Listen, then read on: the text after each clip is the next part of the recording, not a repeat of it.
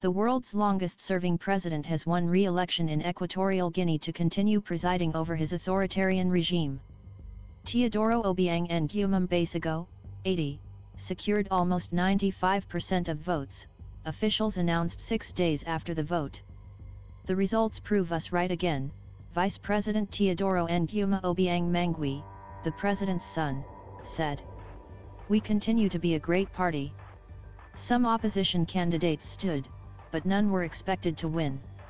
President Obiang has a strong grip on the oil-rich Central African nation, with family members in key government roles. He seized power in 1979 after a military takeover and has survived several coup attempts. Upon gaining office from his predecessor and uncle, Francisco Macias Nguema, he made some reforms but retained Nguema's absolute control over the nation.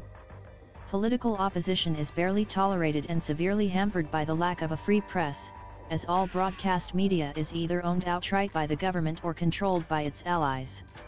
It is thought that President Obiang, who has previously denied accusations of human rights abuses and election rigging, intends to use his 6th term to clean up his international reputation.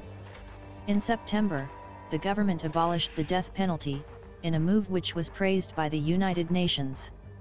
Equatorial Guinea has a history of what critics call fraudulent election results. In 1968, Spanish Guinea gained independence and became the Republic of Equatorial Guinea with Francisco Macias Nguema as president. Rights groups have labeled the country's 2 presidents, Francisco Macias Nguema and Teodoro Obiang Nguema, as some of the worst rights abusers in Africa.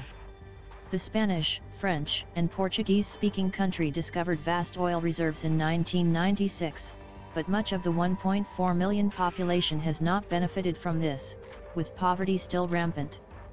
You can read more about Equatorial Guinea here and President Obiang here.